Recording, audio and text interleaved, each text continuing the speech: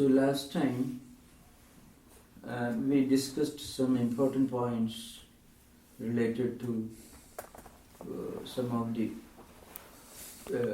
practical aspects of meditation, like sitting, posture, and the positioning of our mind, and all the details.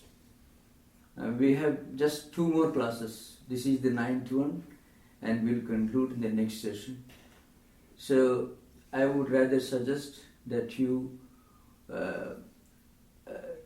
put forward your suggestions, or if there are any points that you want me to clarify, explain further, that'd be much better. But before we start our formal interaction, I will just explain a few more points that we discussed in the last session. So in the 6th chapter, in the 11th, 12th, 13th, 14th and 15th verses, the teacher of Gita explains some important points about the practice of meditation. So you find the 10th verse, Yogi yunjita sadadam atmanam rahasisthidha ekaki yatachittatma nirashihi aparigraha. It's a very important point we discussed. One important word used in this verse is rahasi, means in solitude, where you should be alone with yourself. In fact, this is one important aspect of any kind of spiritual practice, not only meditation, even in prayer also. Any kind of spiritual practice, if done in complete solitude, it will be much more effective, and it will have the effect of starting our spiritual journey inward. So 2 words are used here, rahasya and ekagi. One should be alone and one should be in solitude. So one practical problem which is often discussed in congregational religion is, in congregational spiritual practices, we are aware that we are not alone and we are in the company of many other people. So very often it could become formal, and the more formal it becomes, the more mechanical also it becomes. And if our spiritual practice, whether prayer or meditation, if it becomes formal and mechanical, it becomes less sincere and less effective. That is one important point. That's why many commentators, especially those who are inclined towards the devotional school of philosophy, not Vedantis, they give a lot of importance to these 2 terms. One is in absolute. Rahasi means it should be secret, that's the real meaning, but it doesn't have any negative connotation. It means nobody should know that you are praying, nobody should know that you are meditating. That is one important point. But this is not possible for a beginner. For a beginner, he or she may have to make use of external help, external symbols. We need a symbol, something which is external, so that we can withdraw ourselves from all other external distractions. See, if we can have one external symbol of concentration or focus, then that external symbol of focus or concentration acts as a help in diverting our senses from other external objects.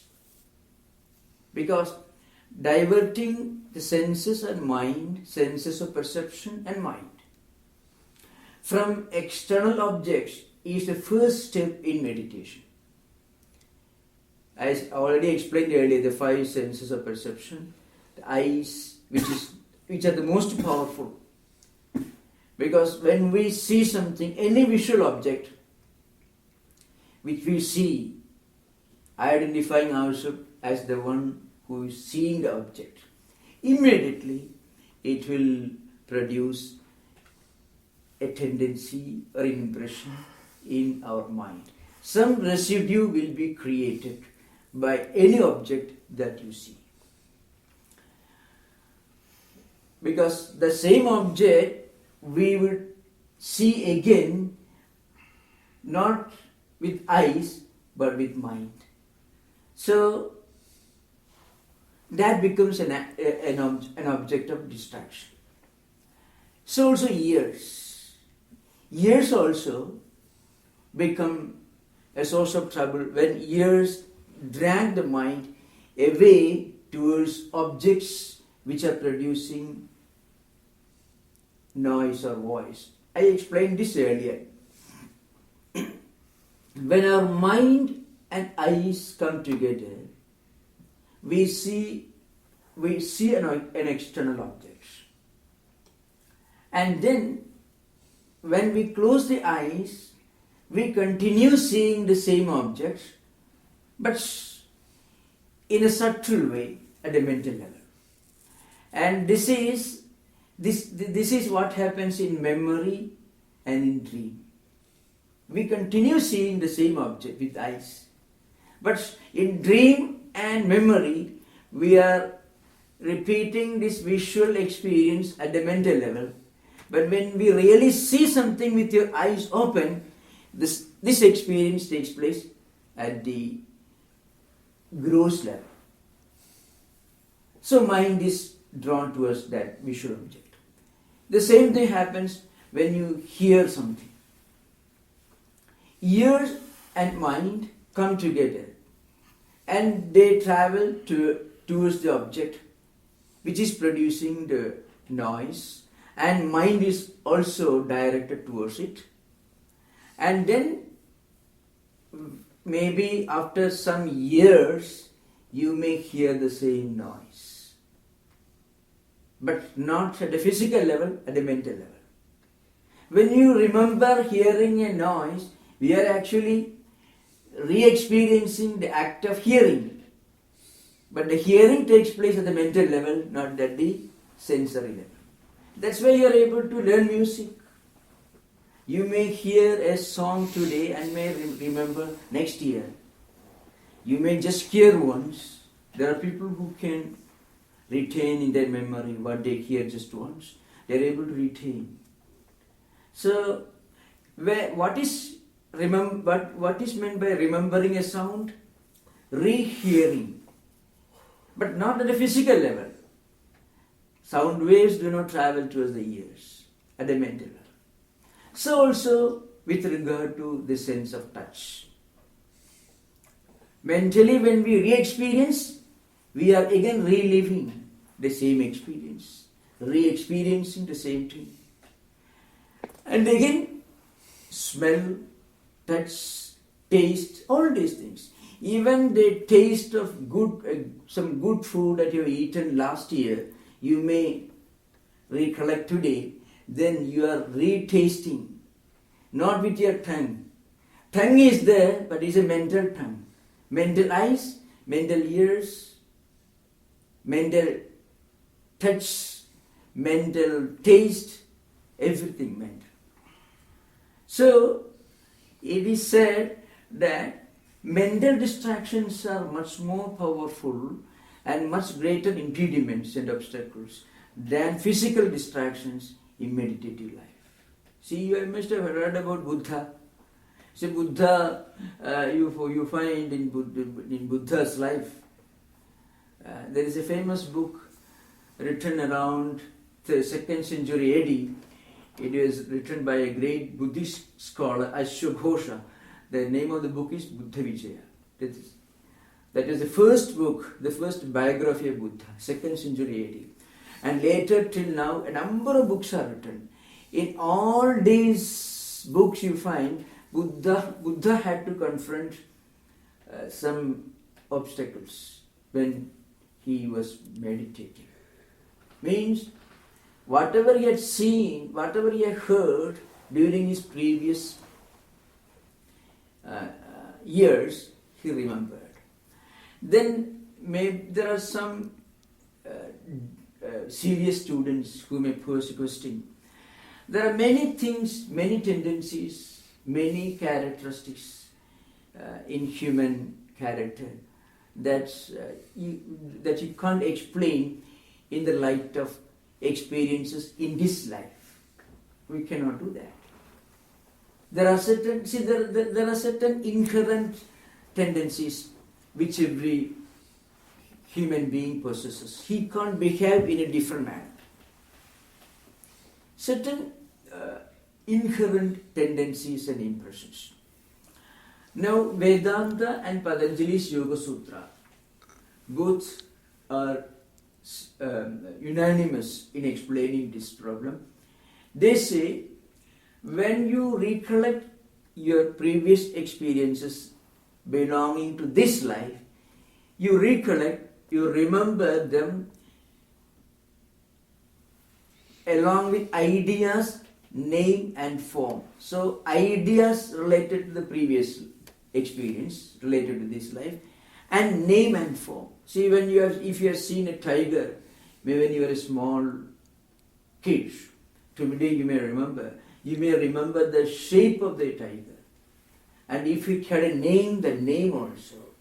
So the idea, the impression of seeing a tiger with its name and form, these three come together to the mental horizon and you remember. But if there are some tendencies which are deep-rooted, which are inherent, which you can't explain, the hypnotist may not be able to explain by regressing the patient to the early years of memory formation, then Vedanta, according to Vedanta and yoga psychologists, this has to be explained in the light of experiences in previous life. Otherwise, how could one behave in a particular manner and not in any other manner? You can find. But experiences related to previous life are remembered, relived, just as ideas and not in association with name and form. That's the only difference. Otherwise, there is no distinction. So, mind is nothing but a reservoir. It's a bag of tendencies, impressions, residual factors related to our actions, words, thoughts, everything. Now, for a beginner, he or she needs a focus, a point of concentration, an external symbol towards which all his external or outward going senses can be diverted. So that spiritual person may have to make use of sacred books, sacred places, maybe the company of fellow spiritual aspirants. But as we go further and further, one should be able to enjoy the blessing, the blissfulness of solitude and being alone with one's own reality, Atman. For a devotee who believes in God, he can believe he is alone with God. For a devotee, for an aspirant who is a spiritual seeker, a Vedantist, he can say, well, I am alone with myself because I am the Atman, I am the consciousness, which is the immanent reality, which is the omnipresent reality. Therefore, these two terms are used here. One is he should be alone and he should be in a state of absolute solitude. And then we discussed a number of points last time. He should choose a very clean place. He should have a proper seat. And then he should sit with his body, head and neck in a straight line. And this is sometimes called a proper physical posture. This is, of course, somehow this is hinted at Patanjali's Yoga Sutra, Yoga philosophy. That a proper asana, it is called. Asana doesn't necessarily mean yogic postures. Yogic postures can help us to attain the physical fitness which is necessary for us to sit straight and in relaxed mood and for a long time. So the body, neck and head should be in a straight line, but when you sit like that, you should not feel that there is an effort involved. If you feel, well, there is an effort involved, it is a physical effort, then that posture is not correct. Maybe in the beginning, one may have to reach this level of physical fitness with the help of yogic postures. But after attaining that, one should completely concentrate on sitting like that. So when you sit for meditation, you should not feel that there is any physical effort involved, no strain. That's why it is said sukha means relaxed. You should feel a pleasure, a joy, an effortlessness, a natural effortlessness when you sit in that posture. And then you should be able to sit for a long time. In the later verses, I already mentioned last time, Sri Krishna, the teacher of Gita, mentions a few very important disciplines with regard to food, actions, activities, etc. All this we have mentioned last time, but it's related to this. Now, how to feel relaxed, restful when you sit? Body should not feel, or rather, you should not feel that you have a body. That is the sign.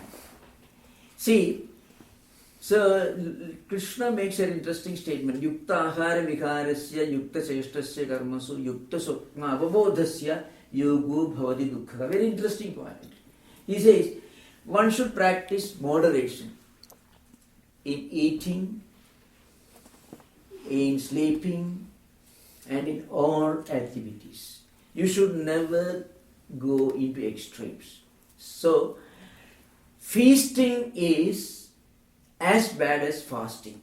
Or fasting is as much an obstacle as feasting for a spiritual seeker. Because if one feasts, obviously we know very well, it creates problems for the stomach, and stomach will remind us, well, I am existing here. When there is any problem in stomach, suddenly you are reminded by the body that it exists there. Your purpose in spiritual practice, in meditation, is to go beyond body consciousness, to go beyond body awareness. The moment body asserts itself, its existence, by saying, well, I am here, if there is any stomach problem, suddenly mind goes towards the body. So the existence of body suddenly becomes obvious. So if one feasts, that also leads to distraction, because mind is brought down to the level of the body. And if one fasts, if you are hungry, if you are thirsty, if you are fatigued or tired, then also body asserts itself. It reminds you of its existence.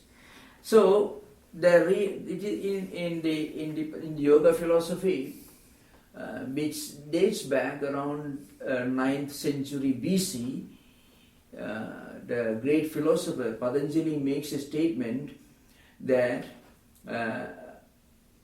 one should have complete control of the body. That's a term used in Sanskrit, but the idea is this: you should reach a state where you are not aware of the fact that you have a body. That is transcending body awareness, body consciousness. So feasting and fasting, extreme asceticism is detrimental, is a great obstacle in the practice of yogic meditation. The extreme gluttony also equally an obstacle. And then another point that is mentioned here is one should not be hyperactive and one should not be lazy.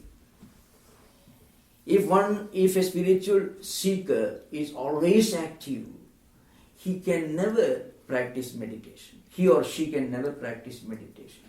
Because a fatigued body will drag mind to the bodily level. The mind will never go beyond body awareness. So that's the problem. Because body is tired. And again, if one is always after some work or other, is a workaholic, who can't remain quiet even for a minute, then all ideas related to work will come to the surface of the mind when we try to meditate. So one should not be a workaholic. At the same time, one should not be lazy either. Laziness also creates problems. It also dulls, in fact, it deadens the mind. It benumbs the mind. Mind loses its alertness. Because in meditation, one should reach a state of perfect awareness and alertness. But there is no exhaustion, there is no effort. One can be aware of something in waking state normally. We are aware of many things, but there is an effort behind. When I see an object in front of me, when I try to analyze it, then I am aware of its existence. If I see a picture, but along with this awareness, there is also an effort behind it. Awareness.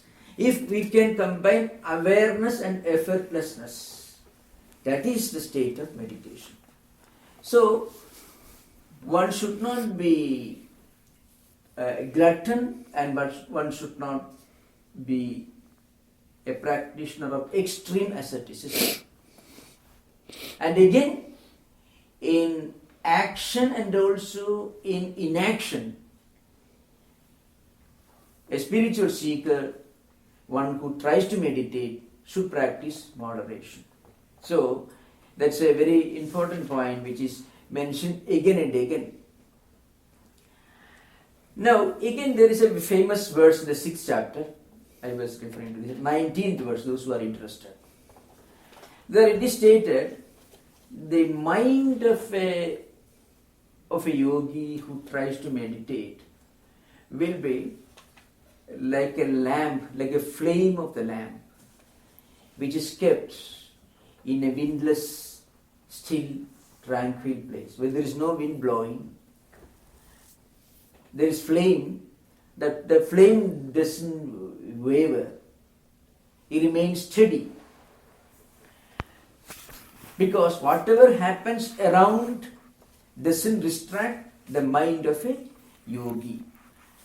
And if one can reach this level of meditation, Lord Krishna says, the teacher of Gita says, one attains a state of perfect blissfulness, which is called extreme joy, a state of extreme joy or happiness. I already explained this earlier, but I can repeat. A state of blissfulness. It is not just a state of happiness in the ordinary sense of the term. Because happiness, as we understand it, is nothing but a state of the absence of unhappiness. When we try to get something, when we attain it, we feel a contentment or satisfaction. But then the joy or satisfaction that is associated with attaining something empirical or material is relative. Because anything that we attain at the material level, any material objects which gives us satisfaction, it will vanish one day. One day it will be lost. So that joy, that happiness is peripheral, it is temporary, it is not eternal. It is just the other side of unhappiness. Because before we get that kind of joy, there was unhappiness, and that joy will not last for long, because the object we get, the object of material pleasure that we get, will be lost one day. It is not eternal. So it is not real bliss, it is only relative happiness or unhappiness. Now here the teacher of Gita says, when you start meditative process, slowly you feel you reach a state of perfect blissfulness, which is called the ultimate joy, the state of ultimate joy. Ultimate, that adjective is very important, because that joy never ceases to be. It is eternal. Because along with this spiritual attainment or blissfulness, we also feel, well, there is nothing beyond this. You also feel there is nothing beyond this which I have already attained. If it is something material, you will always feel, well, one day it may be lost. There is something, if you get money, you may say there is still more money, status, more status, and so on. But when a yogi or when a practitioner of meditation reaches the highest level of inner bliss, he or she feels that there is nothing more to be attained. There is nothing more to be sought after. It gives a kind of feeling, well, I have reached my goal in life. This is called contentment. Along with contentment, other material things can be added. But a person who has got this spiritual contentment can live in this world with perfect happiness and joy, which are never lost, which are eternal. And then, towards the end of the verse, which I have already explained some time back, but that's very important. So, that's an important discussion about what happens to a spiritual practitioner who practices this spiritual sadhana or meditative practice. The disciple in the Gita, Arjuna, asked a question. I already said in the beginning, the Gita is in the form of a dialogue between a great teacher and a great disciple.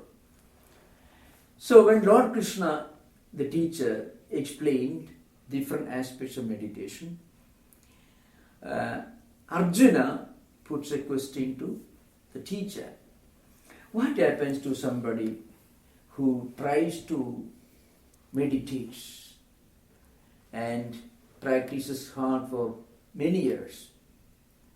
Then, before attaining his or her goal, he or she passes away. The spiritual seeker passes away, or he has a fall, he has a deviation from the spiritual path. You can have a deviation by the force of social circumstances or whatever may be, or one may perhaps die before attaining the supreme goal. So Arjuna puts a question: what will be the fate of a spiritual seeker who fails to attain the goal in this life? Now here one important point to remember is, in Vedantic tradition, life is not just one. It is not a straight line progression. Life is conceived as a cycle. It's not that you have just one life, one opportunity. If you fail in this life, you are lost once for all.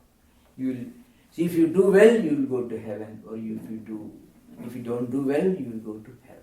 Such ideas are found in some of the mythological literature, but not in the philosophical literature like Upanishads, Gita, and so on.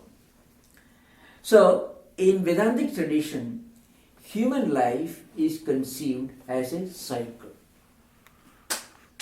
We are born, and when we are born, we inherit certain tendencies, certain impressions, certain characteristics from or activities in previous life. And according to the type of residual tendencies and impressions we have inherited, we act and live in this world. And then when we die, this death is not the end of the journey. Death is only just something like a comma or a semicolon. It is not a full stop. After death, this individual soul is born again.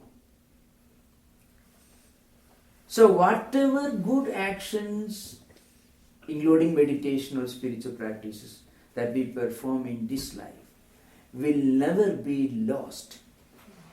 So even if you hear once great ideas about liberation, spiritual enlightenment, spiritual unfoldment, if you hear once, or if you read one book or one page from a book, and if that is the only opportunity that we get to, that's the only contact we have with these sublime ideas, even that will not be lost. Along with other residual impressions and tendencies, this also will be accumulated, and in next life, or maybe after next life, when there is a happy set of circumstances which are conducive to spiritual life, we will be able to continue the spiritual effort, spiritual journey. That's why sometimes you find when you read a book, when we suddenly feel drawn towards this. I had given the example of one great spiritual seeker. He was a disciple of Sri Ramakrishna Order, Swami Vivekananda's guru. This man was a highly educated man in the later half of 19th century, maybe the last decade of 19th century. This incident happened. So one day, because of his domestic problems and a number of other controversies, he was living in a huge family, so many members, in joint family system, 19th century, later, the last decade of 19th century. He decided to commit suicide. He decided to put an end to his life. And he left his home at around midnight with his wife. And it moved around the city of Kolkata. Midnight.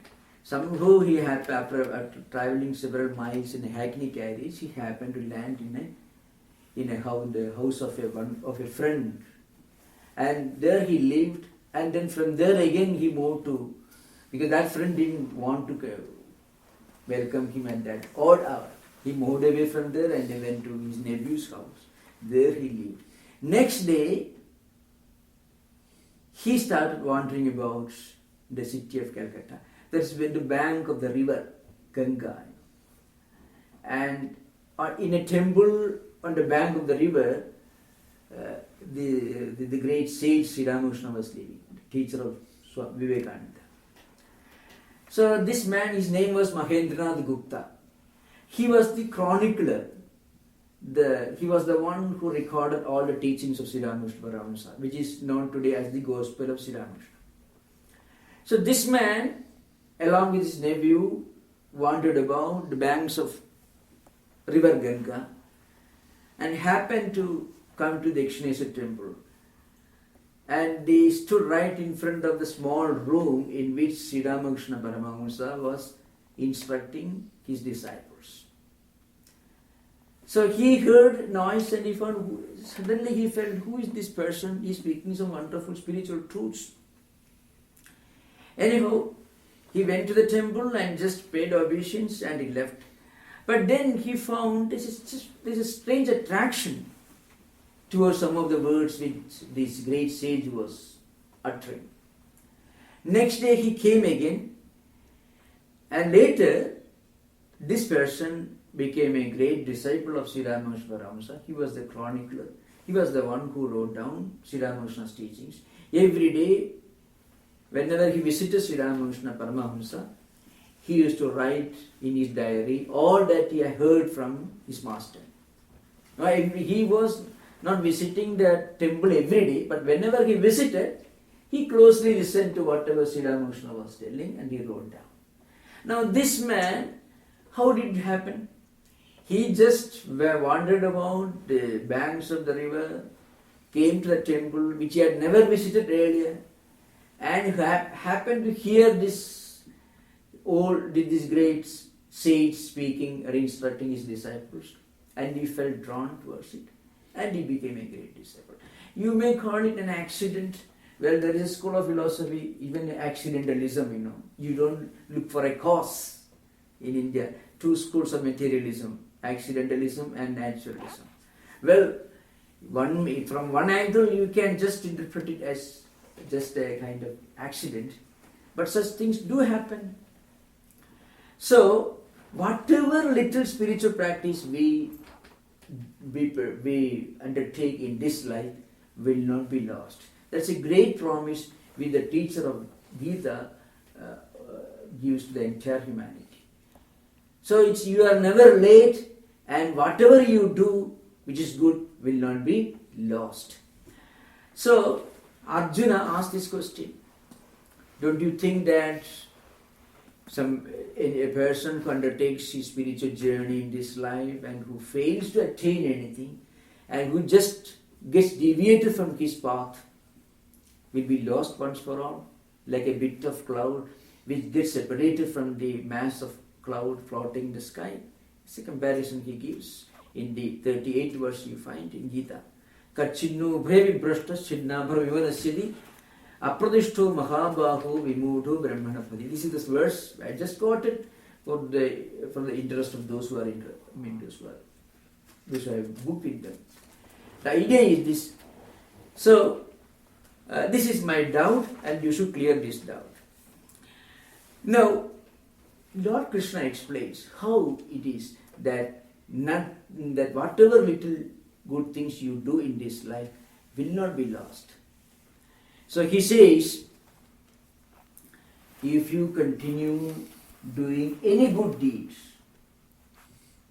it may be reading a good book, listening to a good idea, praying once, meditating, whatever may be, it will remain in your account. Account means it will remain within your own mind. It's the mind which accumulates all these tendencies. And the next life, if you continue the same type of good actions by the force of activities of this life, then these good tendencies get reinforced, they get strengthened, and this helps us in moving forward in spiritual life. So, in the 41st verse, Lord Krishna says, those who perform spiritual sadhana, spiritual practices in this life, sincerely, they are born in a family and they are born in a set of circumstances, in a set of social and cultural atmosphere in which they will naturally continue their spiritual effort.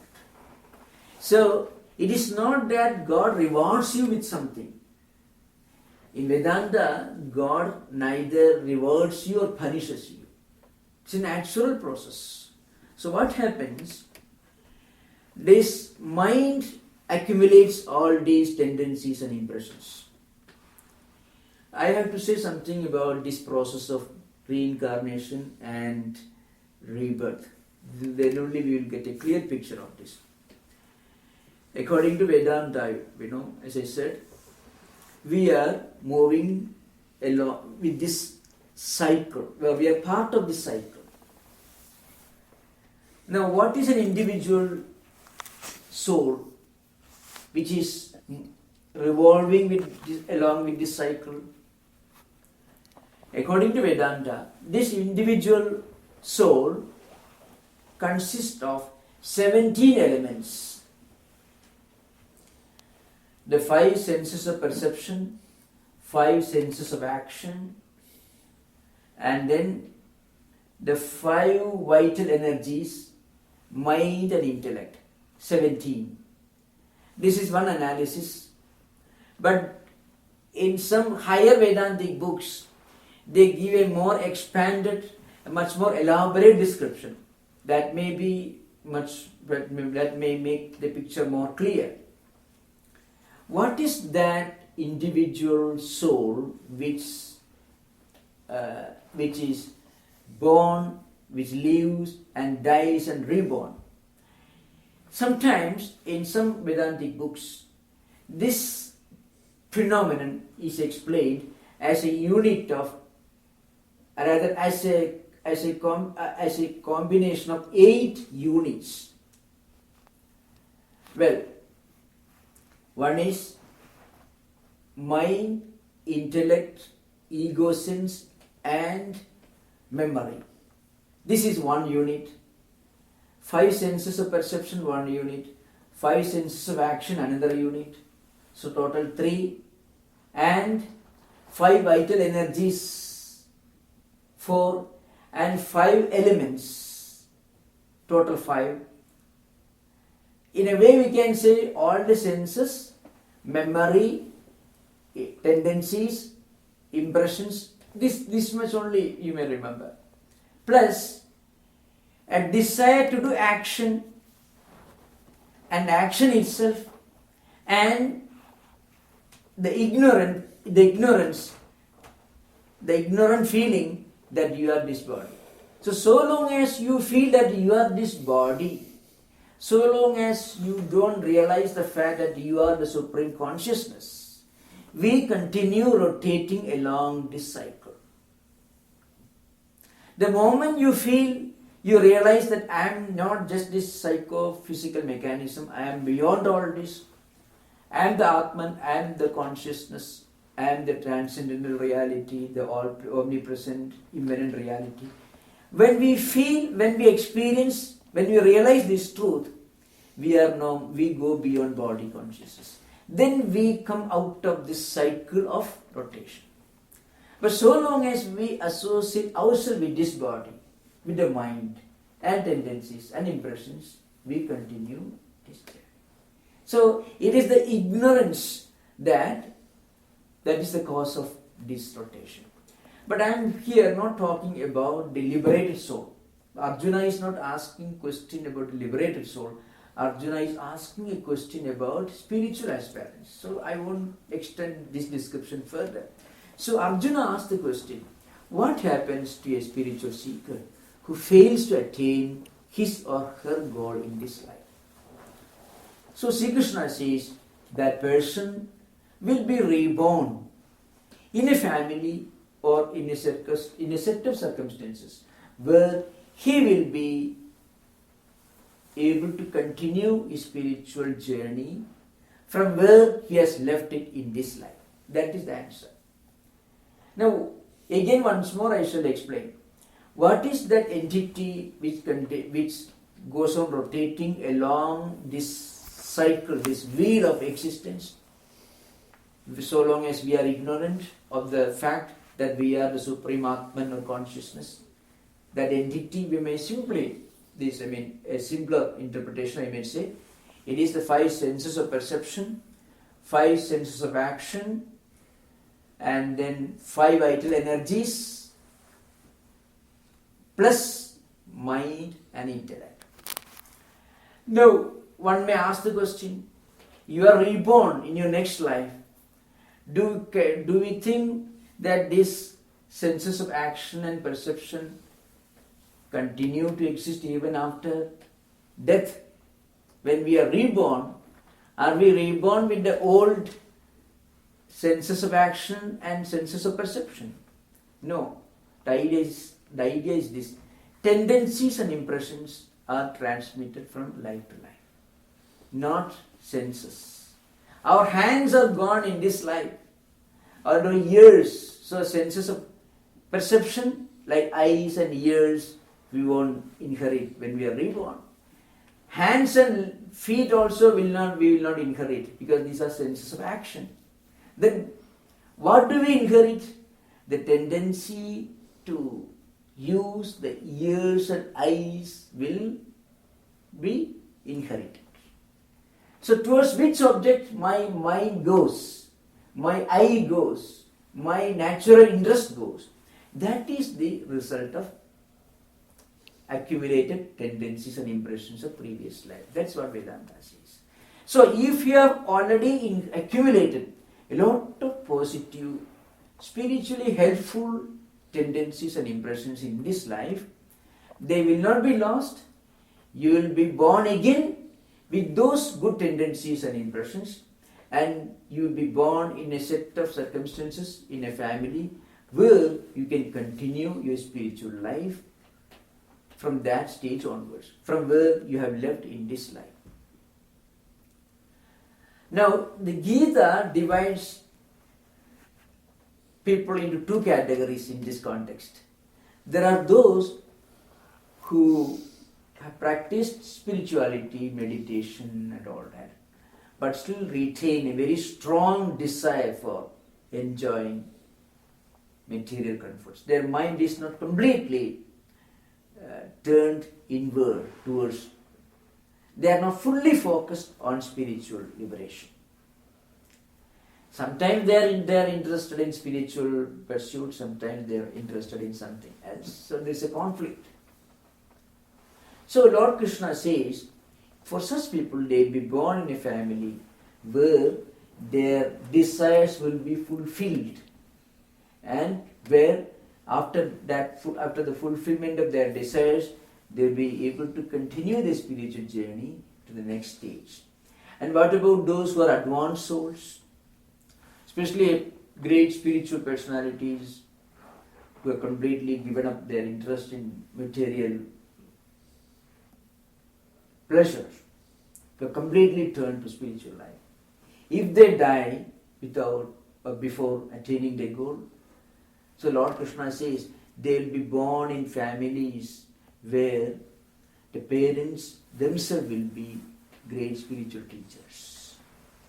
That's why it is often stated, this birth is a complex phenomenon. Parents get the children whom they deserve, and children get the parents whom they deserve. If parents do good things, if they have done good meritorious deeds, then they are blessed with children who have got spiritual tendencies. That's why parentage also is a very, very important role for humanity.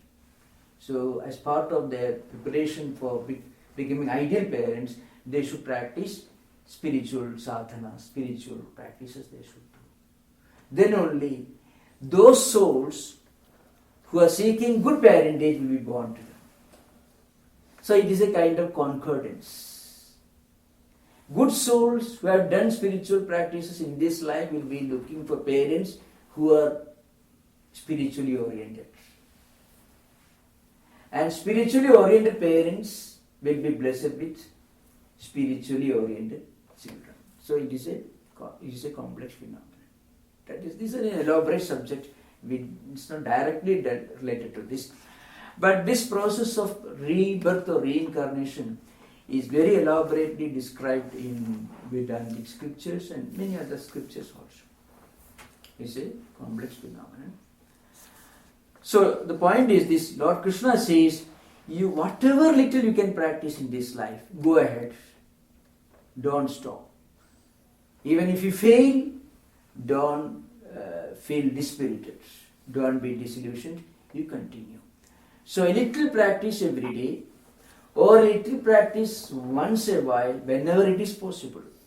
Reading a good spiritual work, sacred book, doing something which is spiritually elevating, speaking words which are spiritually elevating, anything which somehow or other is related to spiritual life, even a little bit of it will not be lost. It opens the road right in front of you, which one day will take you to a spiritual destination. That is the promise which Lord Krishna gives to Arjuna, who asked the question, what will happen if I die before I get illumination? So the answer is completed. And then Lord Krishna in the 43rd verse, maybe to reinforce Arjuna's self-confidence, he says, when tatratam buddhi samyogam labhade paurvadehigam yadadecha tado bhuya samsiddho kurudantana. The idea is this, I already explained earlier. Now, this spiritual person, he has accumulated many good spiritual merits, tendencies and impressions, which he will be able to inherit in his next life. And whenever he finds any appropriate situation, this will become stronger. That's why a spiritually oriented person, a spiritual seeker who has done something good in the previous life, if he goes to a library, if he finds in the library there may be hundreds, thousands of books, but if he finds some books which deals with spiritually illuminating topics, he will be drawn towards it. You can, if you read the lives of some of the American disciples of Ramana Maharshi, that is a very Arthur Osborne, many others. They just heard about Ramana Maharshi, they didn't know where he lived. May have found some books, some ideas, straight away started to India and presented in front. Such things happened. How we understand? Arthur Osborne, perhaps there was no reason. If you, from a genetic point of view, from any other point of view, there was no logic, no rationale for explaining how a person like Arthur Osborne became interested in Ramana Maharshi's Vedanta philosophy. How do you explain it? So, here Lord Krishna says, if the spiritually oriented person who has done something good in this life, if he gets some connection with these spiritual ideas which he had accumulated in previous life, he will have a natural attraction towards it. And he will continue his effort taking. So it will not be lost. Let's say Paurvadehika means spiritual tendencies which he had performed when his previous body was living, means in previous life. That's how the spiritual journey continues. So, and then in the 44th verse, Lord Krishna makes another statement. He says, that person is helpless. So if you are spiritually oriented, if you have performed many deeds which are spiritually oriented in previous life, you are helpless. You will be naturally be drawn to spiritual ideas. There is no way out. Even if you try to move yourself away from spiritual current, spiritual culture, you can't do that. So he says in the 44th verse, Lord Krishna says, Purvabhyasena tenaiva kriyadeki avashopi saha jijñāsurapi yogasya sabda brahmadi vartade. The idea is very simple. Lord Krishna says, you become helpless because you have done a lot of good deeds in the previous life. So even if you try to move in the opposite direction, you can't do that. You are naturally, in spite of yourself, you are drawn to a spiritual culture and you reinforce your accumulated spiritual tendencies through fresh activities. So spiritual journey continues. So Lord Krishna says, you have become helpless. You can't but move in that proper direction, which you have yourself prepared through your good deeds in previous life. So here the teacher of Gita gives a very in very emphatic language, he gives a promise, nothing will be lost. Whatever little you can practice, you practice. Go ahead. That's the idea behind it. As the end of the... So gradually, as the spiritual seeker, he goes ahead, he gets completely cleansed of all negative tendencies and impressions, and he gains perfection after going through several births and rebirths. So whatever little you practice in this life, you feel confident, you should feel confident, nothing will be lost, and you are never late. Even at this moment, if you can practice a little spirituality, that will benefit you in your next life. This is the promise which Lord Krishna gives. It was the end of the 6th chapter. Now we will have half an hour meditation. After that, interaction. Om Shanti Shanti Shanti.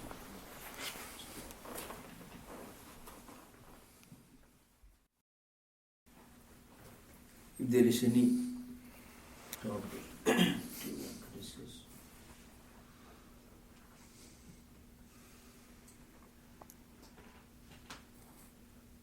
Any subjects?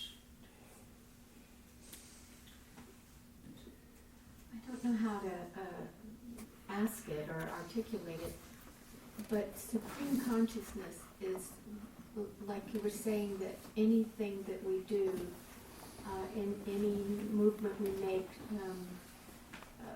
reading a good book or a sacred book, or even listening to you tonight and hearing your words, that goes into a reservoir, and it's the energy is always there. Is that the universal consciousness, that supreme consciousness, that who directs it? How does it get there? Oh yes, no. I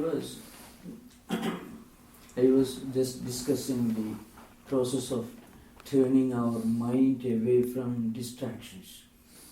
See, we realize that supreme consciousness only at an advanced stage of meditative process, not at the beginning. But at the beginning, we will have many problems while trying to meditate. Mind would face many distractions. That's because there are many conflicting thought currents already accumulated in the mind. That's why when we try to concentrate or meditate, often conflicting thought currents and images and tendencies will come to the surface of the mind, one after another. Now, if we watch this, and we watch and observe and analyze these tendencies, you find they are all related to some action or some experience that we had in our previous life. So whatever activities, whatever mental efforts that we have done in previous life had created these tendencies and impressions. So the moment you try to meditate, they all come to the surface. It's just like when you try to clean up a lake which is dirty, you find when you stir it with a stirring stick, then you find so much of weeds and dirt and filth come to the surface. You are trying to clean it up. But when you start doing it, so much of dirt and filth and weeds will come to the surface. The same thing happens to human mind. Now, so there are all these conflicting thought currents. Many of them may try to create problems for the practice of meditation.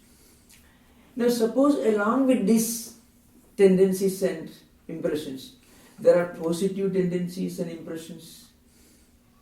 Say you're reading a great book, listening to spiritual talks, or any spiritual practice will naturally create spiritually oriented tendencies and impressions in the mind, which are helpful for meditative process. For example, if you have read the life of a great spiritual personality, or if you have read a good book which you find attractive because there are so many spiritually stimulating ideas in it, and you try to meditate, then you find along with these negative thought currents and tendencies, these positive thought currents also will come to the surface. So try to fill the mind with positive thoughts, thought currents and tendencies and impressions. And if one goes on accumulating these positive tendencies and impressions, then negative tendencies and impressions will become weak. They will become weaker, and positive tendencies will become stronger. That will help us in meditative practice. Mind is a bag of thought currents and impressions, good and bad. So feed the mind with positive, good thoughts, good ideas, so that negative tendencies and negative impressions will become weak. This becomes strong. That's why in many scriptures it is stated that we should try to practice spiritual ideas right in early days. When you are very young, when our tendencies and impressions are getting formed, at that stage one should get familiar with spiritual ideas.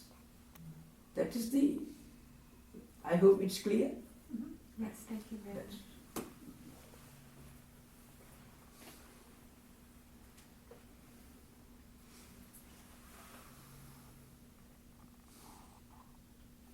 Swami, thank you for your talk.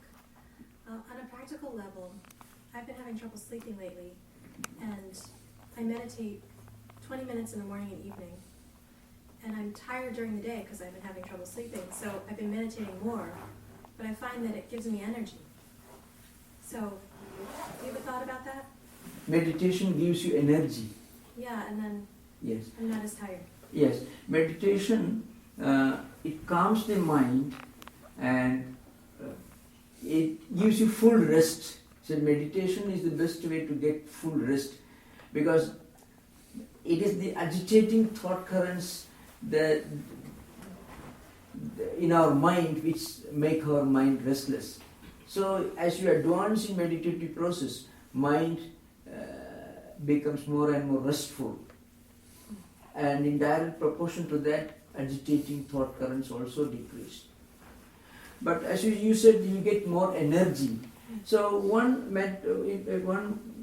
suggestion which many great sages have given is, you should not confine your spiritual life to 20 minutes in the morning and 20 minutes in the evening.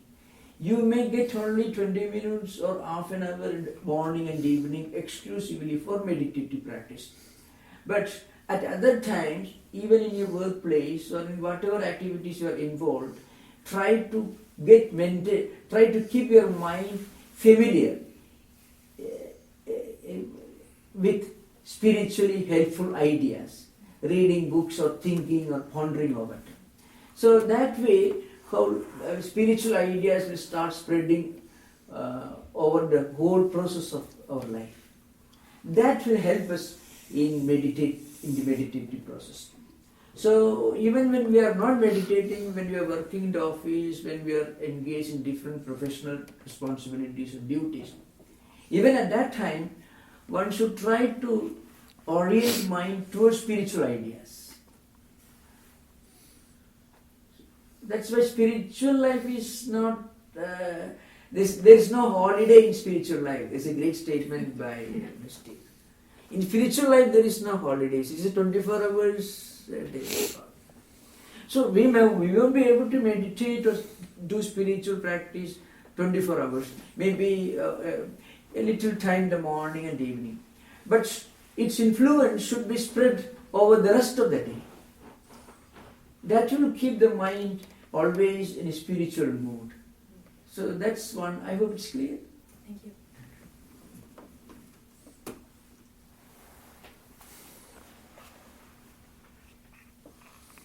In other words, to establish a connecting link between formal spiritual practice, regular spiritual practice in the morning and evening, and the rest of the day. There should be a connecting link between. They should not belong to two opposite or distinct watertight compartments, then spiritual progress is not possible. Suppose we say 20, I should practice spirituality 1 hour in the morning and 1 hour in the evening, the rest of the time, then spiritual practice is not possible. Even if you do little in the morning and evening, we must try to establish a connecting link between this formal spiritual practice, regular spiritual practice in the morning and evening, and the rest of our activities. That's it. So Swami, you emphasized trying to have a focus so that distracting thoughts are less troublesome. But do you in that focus? I mean, people speak of consciousness as, or speak of existence, consciousness, bliss. But do you focus on that, or what? Besides the negative, trying to get rid of the conflicting thoughts, what is your focus?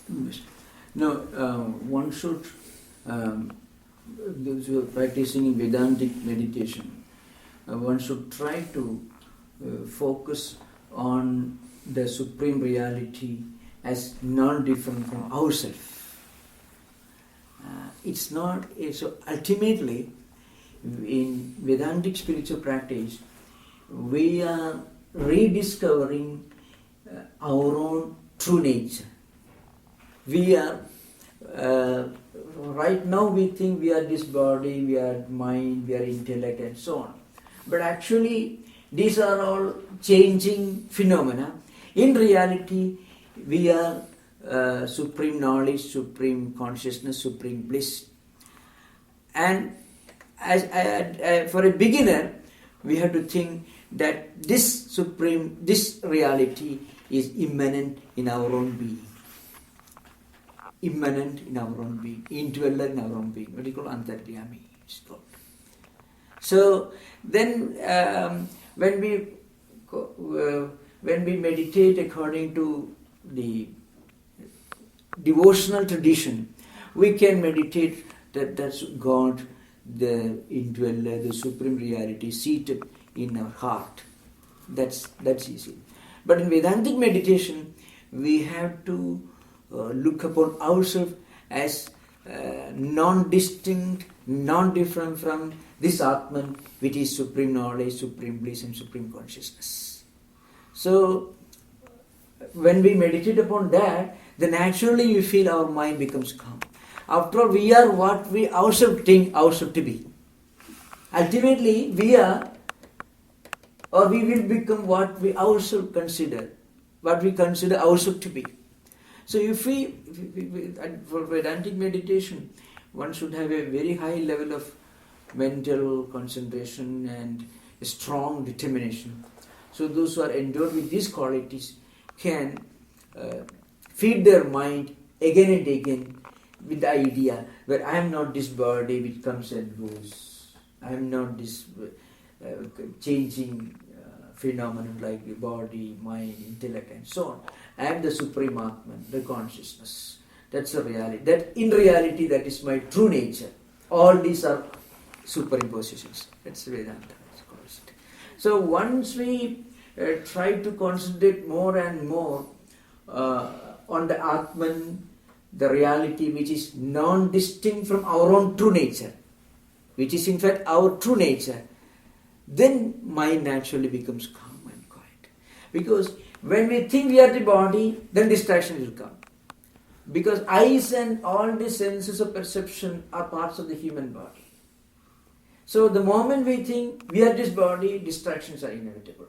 The moment we think we are something which is beyond this body, in fact, this body, mind, intellect, these are all changing phenomena. We are the supreme Atman, which is immanent and all-pervading reality. Then distractions can be reduced. That's in Vedantic meditation. Is very. I am not the external object which I am seeing or hearing, or I am perceiving with my five senses of perception. I am not the senses which are perceiving these things, and I am not the mind which is being dragged by the senses towards external objects. I am not the intellect which is cognizing these things. I am beyond all these, the Supreme Atman. If one gets this full conviction, and if he feeds his mind with these ideas, then slowly bodily distractions, mental distractions, intellectual distractions, all will vanish.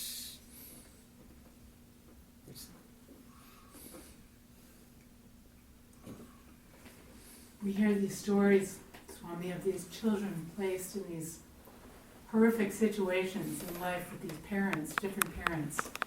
And so my question to you is... Excuse me once more, children?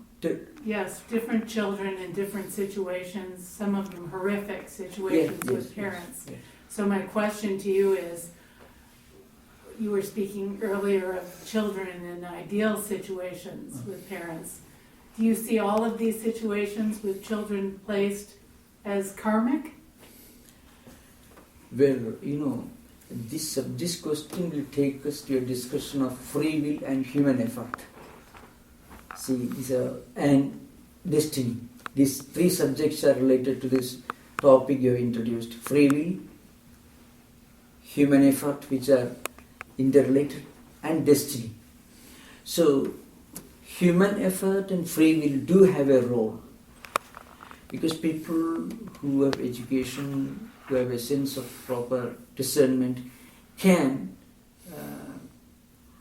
bring up their children properly in proper situations. So, you see, karma theory, which you imply, is not fatalism. This is a very, very important principle. Karma theory is not fatalism. See, if you are the result of your previous actions, then your tomorrow will be the result of what you do today. If your today is the result of the effect of your yesterday, then your tomorrow will be the effect of today. So, karma theory actually tells that you can make your own destiny. We can make our own destiny. It is not that we are helpless tools in the hands of mighty karma. Karma theory is entirely different from fatalism. Because the moment you become fatalistic, everything collapses. So, karma theory, instead of making us feel that we are slaves of karma, slaves of fate, it should make us feel that we are the masters of our future. Through conscious effort, one can change one's effort. Because the presence of Atman is universal.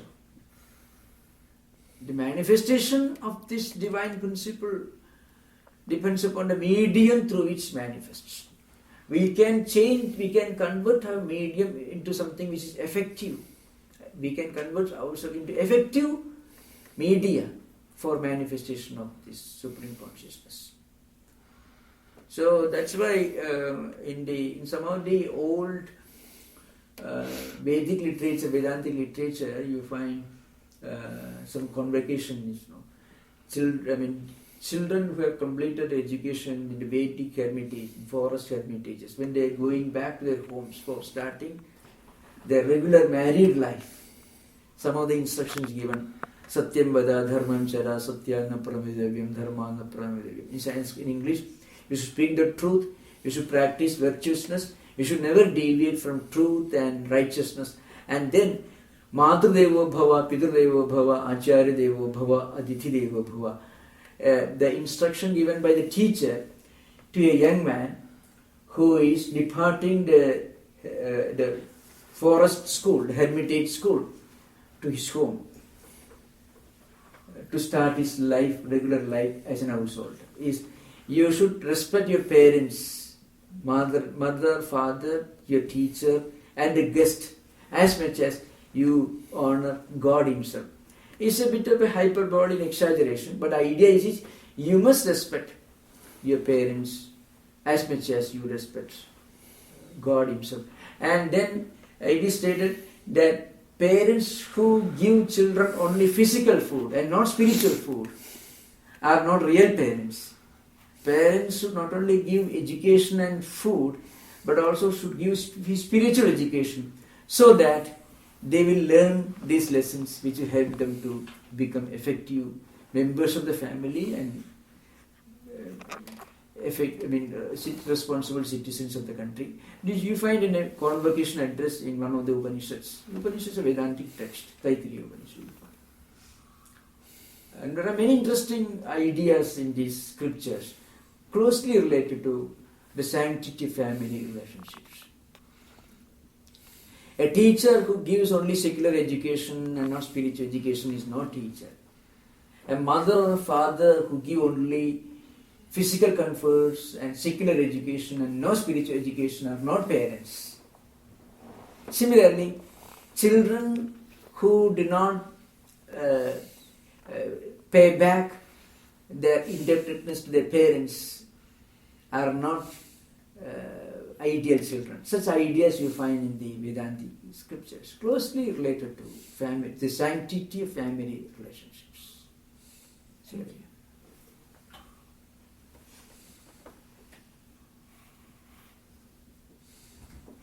So, Atman is the supreme consciousness, which we all have, but we also have... Which we are all. Which we are all. Yes, yes.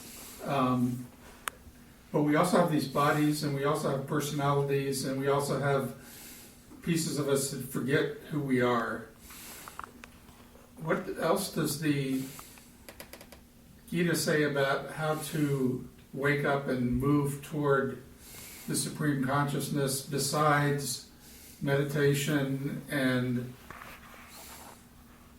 not being attached to the fruits of your things and having steady wisdom? What else does it prescribe as far as moving from where most of us are to this spiritual supreme consciousness? Yes. But one point you mentioned is the most important one. Doing our duty without any desire for the results of our duty. And see, we can never remain quiet physically and mentally all the time. Even if physically we are not active, mentally we'll be active. Speculations, thoughts, these are also actions. So, do our duty, looking upon our duty and work as an act of worship, if one believes in God, or as an act of service, if you don't believe in God, will help us to keep our mind away from desire for the results of our actions. Now, as I said earlier, it is the desire for the results of our actions that create tendencies and impressions in mind. If we have no desire for the result of what we do, that action will not produce any tendencies or impressions. So, but we have to have desire for something. If you had no yes, desire, there would be no energy. Yes, true. So what we must do, at the beginning stage, one should have a strong desire for spiritual emancipation. Because this desire will push aside, remove all undesirable desires. So one great grand desire for liberation, for spiritual enlightenment, will remove all other lower or undesirable desires from our mind. And as we intensify this desire, our desire for other lower things will slowly vanish, so we won't look for the results of actions. And if we can do our work without any desire for the results, these actions will not have will not leave any impression or tendency in the mind. And a mind which is free from these tendencies is not mind, it is one with Atman itself. That mind will not go outward. Mind by its very nature is nothing but it's a platform of thought currents which are naturally oriented towards external objects. The moment mind stops going outward, then it is Atman itself.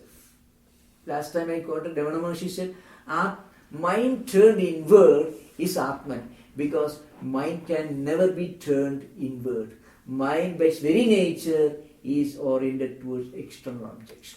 The moment we are able to withdraw, we are able to stop this mind from going external things, then these thought currents will cease to exist. Then we feel that it is Atman itself. So mind is the name of or the function of impressions and tendencies. Mind is not an entity. It is just one dimension of the function of human impressions and tendencies. Is there a soul in this thing? This mind is a very confused. Mind is something that I get confused with ego and with lower kind of thought patterns. Yes. And I wonder, is there a concept of a soul in the Vedanta or not? Yes. Emotions, thought currents, tendencies, impressions, all these constitute the mind. The moment these things vanish, there is no mind. So, and again, the moment we go beyond desire, beyond any kind of desire, then new tendencies and impressions will not be created. It is a desire for something that creates tendencies and impressions. Otherwise, we won't have any tendency. So you find great spiritual personalities. They have done gigantic things. They have accomplished marvelous things in their life. But calm and quiet. They have no desire. So one can be active without desire. In fact, all the gigantic tasks, great things accomplished by great men in the world were accomplished without desire.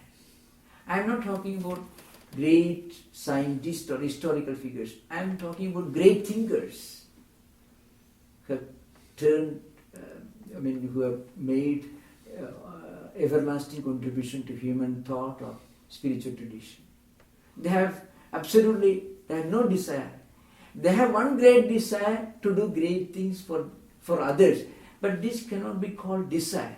When we use the word desire, there is an element of selfishness attached to it. Mm-hmm. When we talk about desire behind our action, there is always an element of selfishness attached to that desire. But to decide to do something good for others, good for the world, that desire is not selfish desire. Evil people can never be unselfish.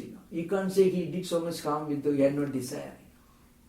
But all the gigantic great things were done by people who worked without any desire, any selfish desire. That's what I mean. Thank you.